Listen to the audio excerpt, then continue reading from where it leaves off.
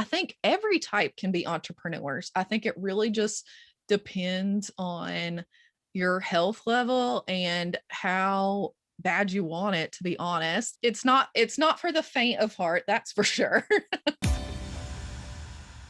All right. What is all this I hear about Enneagrams? What are Enneagrams? Where are we going with this? Have you heard about the craze with Enneagrams?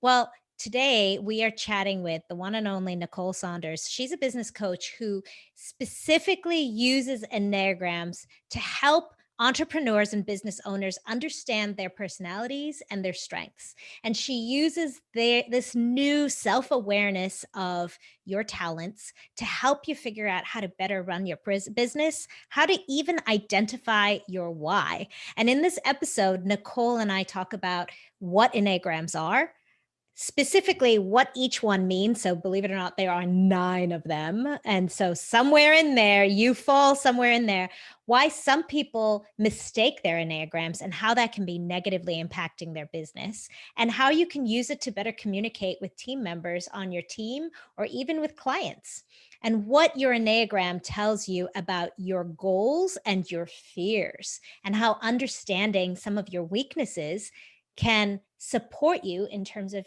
your greater purpose, or support you in terms of capitalizing on your strengths to accommodate for those weaknesses and finding support where you need the support in terms of your weaknesses. So I know you're going to love this episode. It's fascinating also to learn about Nicole's journey in entrepreneurship and how she used her Enneagram understanding of how to tweak it a little bit to find out where she really fits in and what makes her feel alive.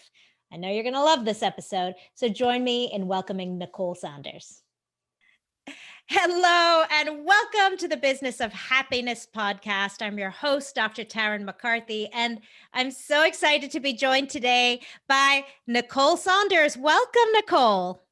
Thanks for having me. I'm excited to be here. I am so excited to be chatting with you because I absolutely love what you're doing as a business coach, supporting other, mostly women, in Mhm. their endeavors in launching their businesses. Tell me how you got into this business to begin with. Yeah, well, I'll try to keep it condensed. It's kind of a long story, like anything else. But so during undergrad, I decided I didn't want to leave college. So I was like, oh, I can do this as a job. Went to grad school, got a degree, my master's degree in college student development, worked on a college campus for almost a decade, and just really enjoyed empowering students and helping them figure out, how to be a better human and all of that good stuff. So I worked on the fun stuff outside of the classroom. So some of that was organizations and Greek life and, events, homecoming, all the fun things. And I actually just had a memory pop up on Facebook today about retreats. And I was like, oh, I miss my retreats with my students. I don't miss all the things that go along with that. But, and then my office really had some changes that came up. And we went from an office of 4 to an office of 2 within 2 weeks. And just, it was a really kind of an interesting time in higher ed. So anyways, I ended up leaving and started a Pinterest business and was into Pinterest marketing. I built an agency and it was amazing, but I didn't feel fulfilled, right? So I was like, man, I'm just missing something. And I knew that something was the people. I want to see the impact that I have on people. And, being behind the scenes on a computer, yeah, I'm good at it. And it was easy, but it wasn't fulfilling. So I was like, I think I need to get into coaching. I miss having the interaction with people. And, I would like to use this master's degree that I paid a lot of money for. So, January 2020, I was like, okay, we're going to pivot. I'm going to do a retreat and this is going to be great. I'm going to use Enneagram, do business coaching. And then my dad got sick. He passed away in March 2020. And then COVID happened and the world shut down. And I was like, dang, path of least resistance. I've just got to get through this period of time in my life. So this January 2021, I was like, I can't do this anymore. I'm done. Like I feel like I'm living inauthentically. Like I feel like I'm like, oh, do all these Pinterest things. And then I'm like, oh, I don't want to do this anymore.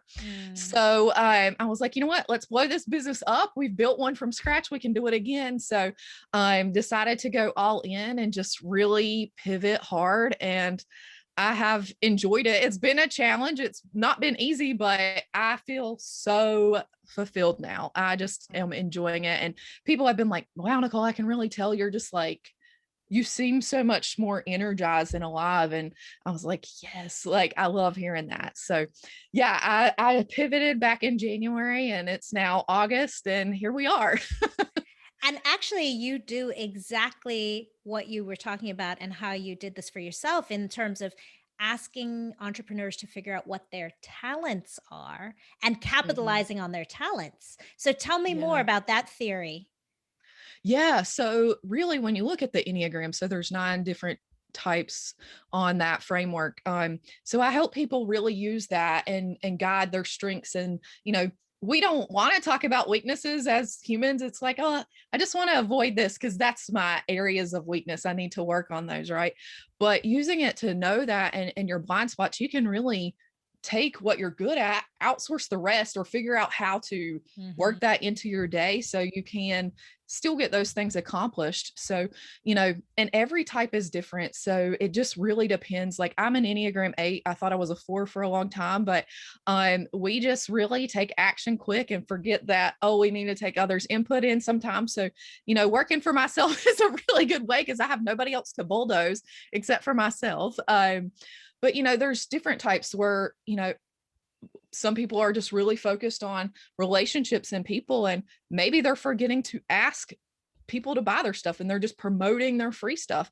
So using that as a tool, I get so lit up about it. I get excited. I like nerd out on it, but I love being able to help people be like, oh, that's why you're not doing that. And I start seeing these trends as I'm working more and more with people. And I'm like, wow, just like people are feeling guilty about the time, or they're just like, there's so much pressure. And it's like, you're putting that pressure on yourself and just helping people realize that. So it's really a good thing. I just enjoy it so much. So back up for a minute. And for my audience members who have never even heard of this thing called Enneagram, tell us a little bit about what it is, where it comes from, and then we'll talk about how to incorporate it in your business. But tell us, what is Enneagram?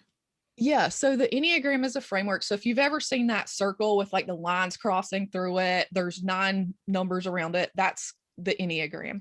So it's a personality framework and it's based on your nurturing. So your upbringing. So we all had different things that happened to us in life growing up. And so our coping mechanisms are what got us through that. And that is what in turn made us develop into who we are as adults. So, and part of the reason I thought I was a 4, and this is what I thought was really cool, is connecting the dots over my history, is I learned how to be more empathetic through grad school and working with students and really being aware of, I need to be a little nice and not take action before I'm taking into consideration of their thoughts and opinions and all of that good stuff. So, I was like, oh, I'm really vulnerable. And I'm comfortable with that, where most 8s aren't. But the Enneagram is a really cool framework. So you can see you have your one basic type. So whatever that number is. So let's say you're an Enneagram 2. You have wings on both sides. So you can either be a wing 1 or a wing 3. And then there's a lot more that goes into that. So when you're in strength and growth, you're going to another type. And in your weakness or not healthy, you're going to another type. And then of course there's like subtypes within this. Like it is a beast. So if you are new to Enneagram, it's very easy. Like, don't freak out. Like, it's easy to get overwhelmed by it. It's a lot to learn, but just know that, take it one step at a time. And really, if you take a test and you're like, this doesn't sound like me, maybe take another test, and also read the type descriptions, especially the childhood development, because that's going to really tell you what type is you. Like when you figure that out, like that's what helped me. I was like, I don't like conflict. I'm okay being vulnerable. But then when I read the childhood piece, I was like, I'm definitely an 8 because I did Oh, not resonate with the 4 childhood at all. So I encourage you to look at that piece too. very cool. So give us an example. So pick a number for us and describe to us what that is. And then, well, let's get started there. So I don't know, pick a number. What would be an interesting Enneagram to talk about? Yeah. So I'll go with type 3 because I think a lot of entrepreneurs and business owners think that they are type 3s Okay. because type 3s are by nature workaholics. Ah, However, we can all be workaholics. We can all be type A. We can all be really productive. But what happens is when you look at the core motivation, the fears, the desires, that's when okay, so with 3, they want to be worthy. So if mm, they're doing something, it's because they want recognition. They want to be noticed for their accomplishments. Where, as a type 8, I am doing something because I don't want to be controlled. I want to have control over my own schedule, my freedom, etc. So we could be doing the exact same thing. We could be both entrepreneurs, same exact business models, etc, but we're doing it for different reasons. The 3 wants to be recognized where the 8 doesn't want to be controlled. So that I think is something I've noticed a lot of entrepreneurs are mistyping as 3 to begin with. And then they realize, oh, that's not really me. I'm actually, my core desire is something else. I don't, maybe I don't even want to be recognized for my accomplishments. So I've talked to a lot of people who have mistyped. People who were, oh, I'm a 3. Actually, I'm an 8. I thought I was a 3. I'm actually a 5. So, yeah, it's very interesting how that can happen. so you're saying that Enneagrams and understanding your Enneagram type can actually help you answer bigger questions like, what is my purpose? What is my why? Yeah, yeah. Interesting, interesting. And sometimes people have mistaken what their intentions really are. And by understanding their Enneagram, they can come closer to really figuring it out what the core truth is for themselves. Yeah, exactly. And I think sometimes too, people are like if somebody just looks at you and is like, hey, I think you're a type 3. Okay, great. But you've got to do your research too. Nobody knows you better than yourself. Mm. Like you can definitely put on a facade out to the world. And, maybe that's just the case. Or, for example, my former supervisor I worked with, I thought he was a 3 because just the way we always had to be the best office. It was very competitive. And it was a we work to live environment. But come to find out, he's actually a 9, but 9s go to 3 in health. So he was really healthy in the office. And now that I am, more in depth with this and know, I'm like, yeah, I can see how he's a 9 because 9s are called the peacekeepers or the peacemaker, or the mediator, whichever term you prefer. And so they don't like conflict. They don't want to rock the boat. They want to take in everybody's opinions. And it's just interesting to use it as a tool so you can not only understand yourself, but understand the people you're working with. So whether you have a team or Mm. the clients you're working with, et cetera. So let's take that 9 for a moment. If that one of the difficulties that a 9 type has is conflict or approaching someone with some difficult news, how do you guide your entrepreneurs if you are a 9? Because that is a very big part of leadership, is having Mhm. clarity and being able to bring complex conversations to the table. So how do you guide someone who's a 9 in a weakness that they have? Yeah. So I think first is really helping them take these little baby steps of action so they can get comfortable with conflict, Mm, because it can be hard.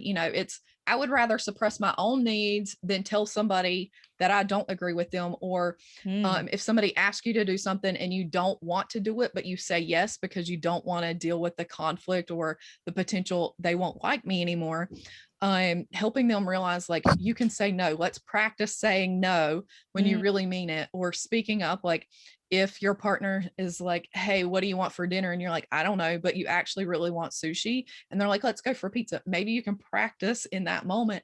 Hey, I would actually really rather go have sushi, and just take those little moments so that way you can build that confidence up and realize people are still going to like you. You can still be successful, but sharing your opinion and your feelings and thoughts, are still important.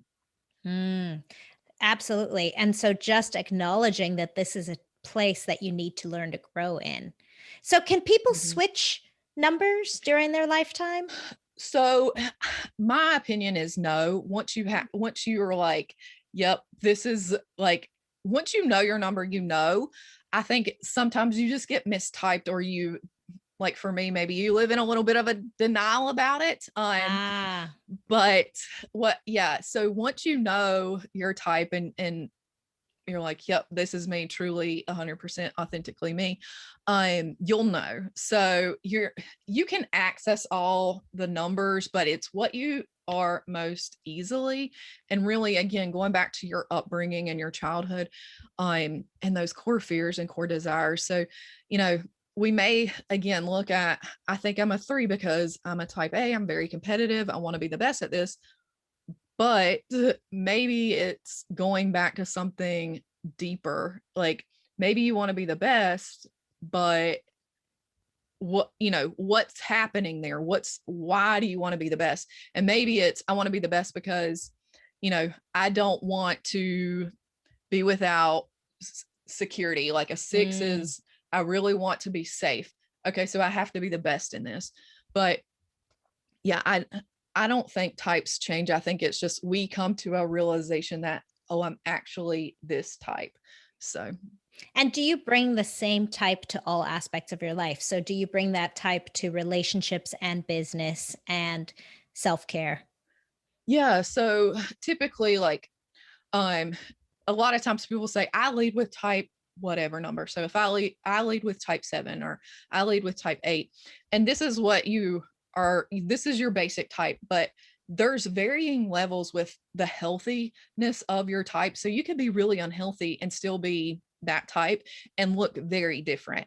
Or you could be very healthy within that type and look different again. So with like a 4, if they're acting unhealthy and going through maybe a phase in their life, they're going to look more like a 2. Where if they're really, really healthy, they're going to look like a 1. So you can access those other numbers and look something different. So again, like my supervisor, who's a 9, I thought he was a 3. And I had one of my grad school comp partners, I thought I would have guessed she was a 3, but we've reconnected and stuff. She's into coaching now as well. She's a 9 also, but she was really competitive in grad school, and I am, very smart. But we've talked recently, and she's like, yeah, I just, I didn't realize y'all thought I was this good. Like she did, her self-confidence wasn't as what I would have thought, because I was like, dang, she's just so smart. Just So speaks to what you said earlier is only you can know yourself. mm-hmm. What we need right now is to leverage happiness in the workplace. If you're a leader or manager struggling with retaining team members and frustrated with the current staffing shortage, group coaching for your team is your solution.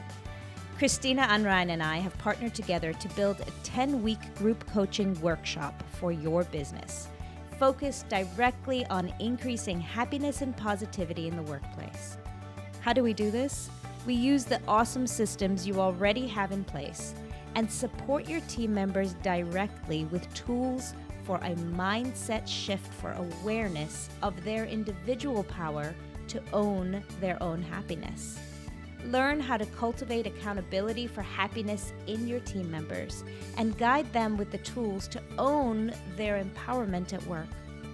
Turning around workplace culture starts with individuals, and Christina and I are here for you. Email me at tarryn@thebizofhappiness.com if you are ready to make workplace happiness your competitive advantage. So could you walk us through those 9? Can you give us a little snippet of what each one of them is for our Yeah. listeners who are out there thinking, I don't even know what's going on right now, 3s and 4s and 7s. Tell us a little bit about how to identify which one you are that you lead with. Yeah. So we'll just start with type 1.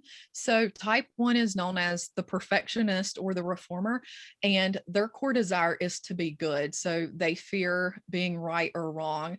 And I say perfectionist, but it doesn't mean you're like not as a bad thing. So, and let me preface this too by saying no type is better or worse than any other. They're all equal playing fields. We So all have lay our judgment weaknesses. at the door. Yep. We all have our weaknesses. We all have our strengths, but, they're all important. So what you struggle with may be somebody else's strength. So, again, don't try to compare and be like, oh, I wish I was this or not. But, yeah. So again, Enneagram 1 is the perfectionist or the reformer, and their core desire is to be good, and their core fear is being wrong or evil. Enneagram 2 is known as the giver or the helper. And their core desire is to feel love and accepted, and they fear being unwanted. Type 3, again, this is the one that I think a lot of entrepreneurs think that they are. So they're known as the performer or the achiever, and their core desire is to be valued, and their core fear is being worthless. Type 4 is known as the romantic or the individualist, and their core desire is to create their own identity or be unique. And then their core fear is that they're not significant in the world. Enneagram type 5 is known as the observer or the investigator, and their core desire is to be competent, and they fear being useless.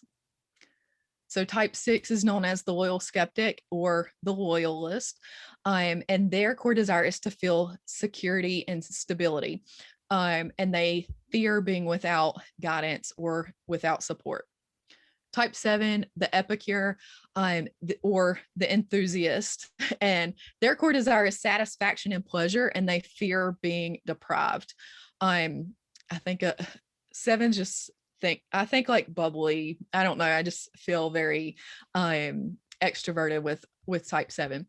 Type 8 is known as the protector or the challenger, and their core desire is to have control over their own lives, and their core fear is being controlled. Where our type 9, known as the mediator or the peacemaker, their core desire is to have a peace of mind, and their core fear is separation or loss. So that's the quick and dirty overview of the 9 types. Now, is there a type that is not suited for entrepreneurship? I think every type can be entrepreneurs. I think it really just depends on your health level and how bad you want it, to be honest. So it's not for the faint of heart, that's for sure.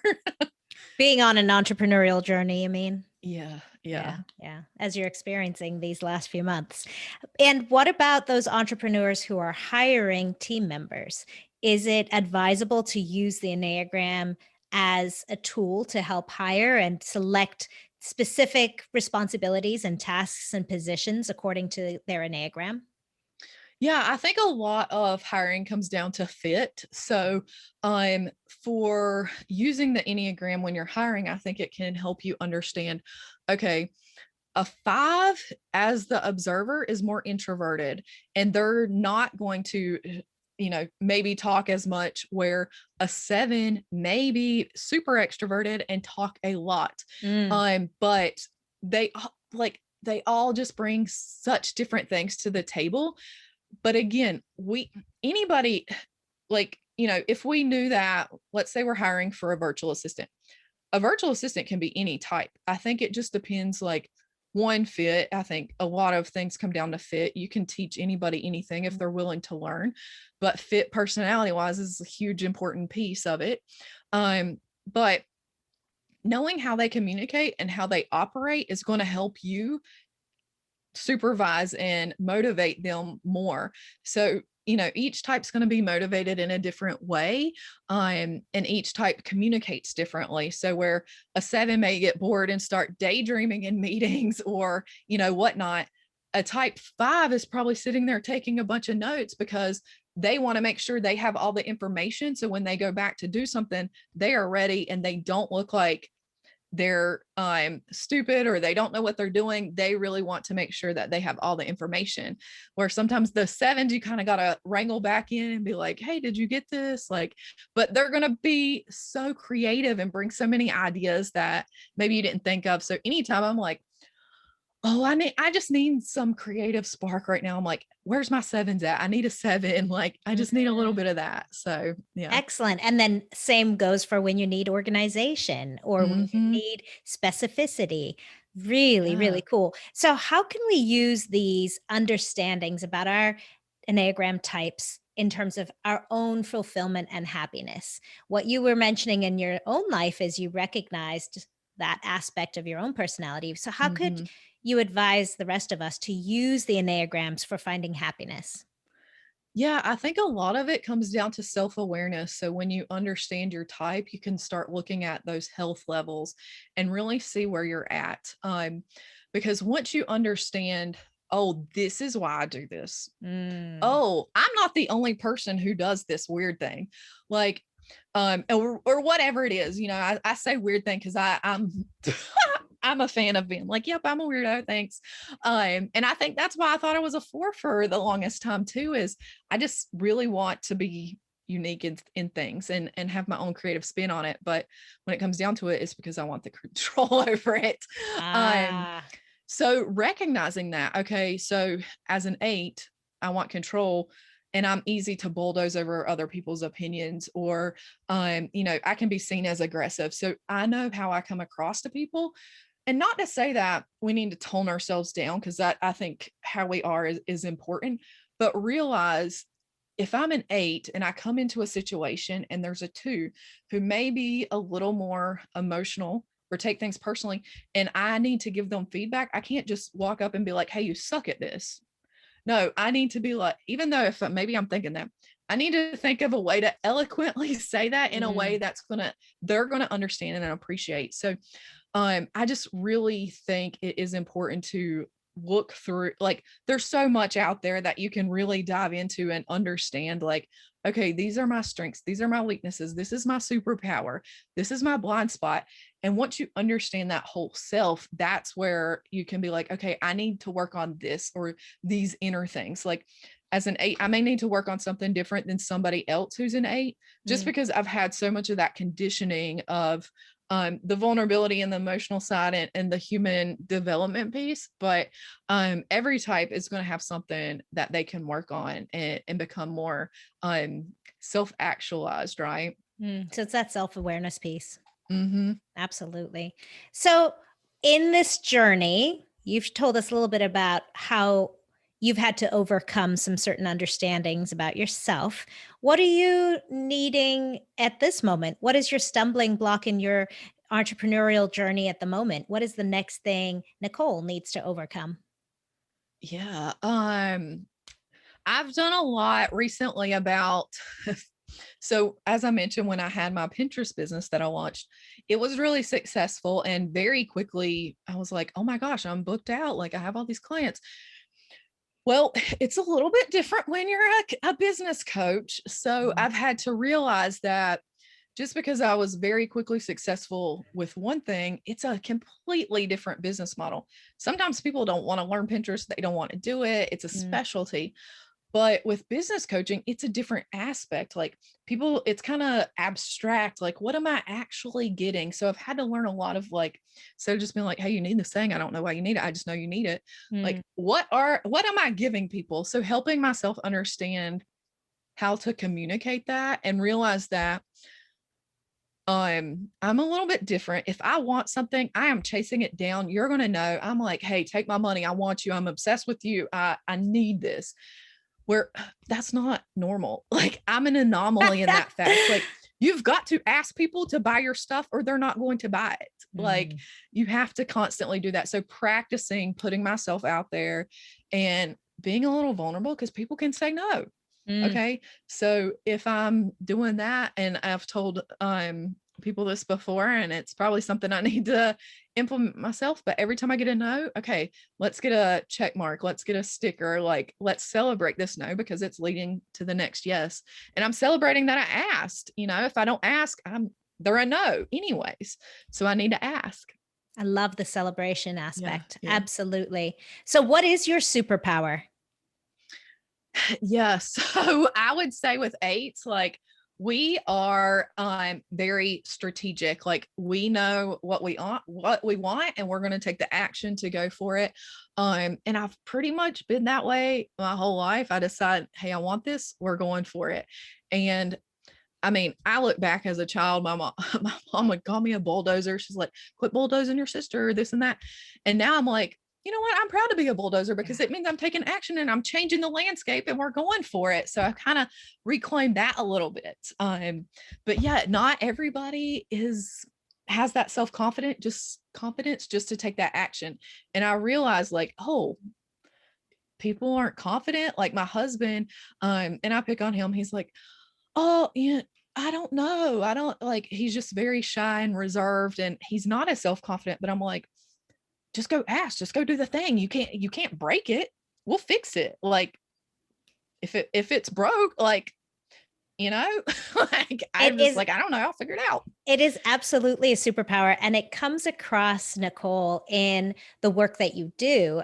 Checking out your website. And please, to those of you who are listening and would love to learn more about Nicole, you'll find her links in the show notes.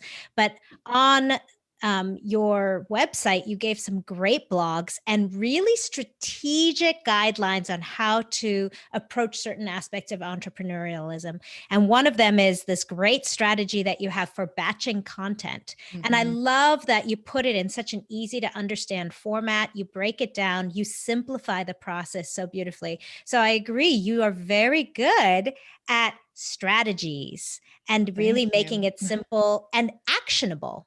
Taking the action, like you said, the most important thing to do. Yeah. So what is your definition of happiness? Yeah. So I think it really comes down to feeling that fulfillment. Mm-hmm. Like if I am like, and this is the funny thing. So going back to when I used to work in higher ed, had you asked me the first couple years at my last job, I was like, man, I love this. I love going to work. This is so fun. I'm living for this.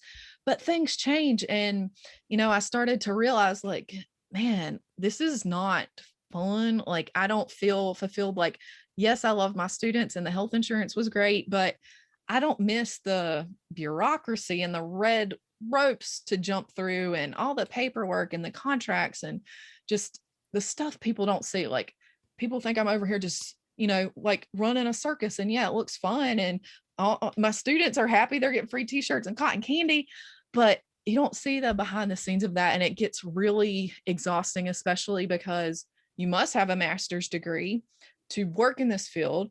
And then you get paid like crap. So, I think that started to wear on me. And when there was no room for movement, I was like, man, I just don't feel valued. And I knew, and because we had layoffs across the campuses, and I knew that at that point, I looked and I said, God, if this job isn't secure, no job is secure. The only way I can be secure is to work for myself, because I'm not going to let myself fail. I value myself too much to let that happen. And so just knowing that there's this just, like when you feel it, like this excitement, it's like driving, like I live in North Carolina, so we have the Blue Ridge Parkway nearby. So just like driving down the mountains on the Blue Ridge Parkway, windows down, music up, just the sun is shining. And like that to me is happiness. Like I feel like I have out of body experience. I'm just like, man, like what is this life? This is so good. And like I get to impact people and know that it's not just them, it's this ripple effect. They're then impacting their team, their clients, their family. Like, how can I not be happy to that, So that's beautiful. That's awesome. Yeah, and you have a great course coming up where you're guiding people with the Enneagram. So as people are listening to this episode today and they want to learn more, tell us about how we can find out more specifically from you about your Enneagrams. Yeah. So it's a 5-day free mini email course. So, and it is evergreen. So anytime that you sign up, if you hear this episode and you're like, oh, I want to learn more. So it's saunderssays.com, SAUNDERS .com/. 5-day. So you can either type out FIVE or the number 5. Both of those will redirect you where you need to go. But it's a 5-day challenge. And each day you get to learn a little bit more about the Enneagram. And there's a lot of fun stuff in there. And it talks a lot about, hey, this is my superpower. This is, my core fears, my core desires, things I can work on, all of that good stuff. So you will have an even better understanding of the Enneagram as you move forward. Very cool. Very cool. Yeah. Well, definitely check Nicole out, and I'm signing up for that. That sounds so cool, Nicole. I'm looking Awesome. forward to learning more about the Enneagrams. I have a feeling I know which one I am, but I definitely need to find out more details. And before we sign off today, I'd love for you to just share with my audience just your 30-second piece of advice for entrepreneurs in terms of using their talents. Like, if there's someone out there that just has time for this next 30 seconds to hear your advice, what would you say to them? So I tend to end up saying this a lot, but I think honestly, the world needs what you have. So if you're not putting something out there, if you're not taking the action, people can't see you. They don't know you exist. So you have to put the stuff out there. If that's record the podcast episode and publish it, film the YouTube video and publish it. Like, don't do all this behind the scenes work and then never take the action to share it with the world. Like, you are too good for that. You've already put so much effort into it. Just take the action, because and I tell people this a lot, like, if you are scared to do, Instagram stories, for example, that seems to be something sometimes people are scared of because it's their face and they're recording and they're talking. Try and put it up for an hour. You can delete it. Like, take the risk, because the reward is worth it. And just, again, I know that my strength is like, hey, I have all this confidence and I just take the action. But honestly, if you just take a little baby step action today and then tomorrow and the next day and keep going, that's going to look like a giant freaking leap at the end of the year. So these actions add up over time. So just go freaking do it. Like, just go do it. Love it. Love it. Thank you. And thank you for all Of that you do, course. Nicole. Thank you for Yeah. bringing this really awesome content on your website. And thank you for all the support you provide for entrepreneurs out there who are struggling. Of course. Well, thank you so much for having me today. It's been a blast. And, I hope y'all take something from this episode. I can't wait to hear, I'm always a fan of, hey, if you learn something, share it and tag both of us on Instagram. I'd love to see that. Absolutely. And remember what Nicole said, the world needs what you have. Mm-hmm. Have a fabulous day, Beehivers. Bye-bye.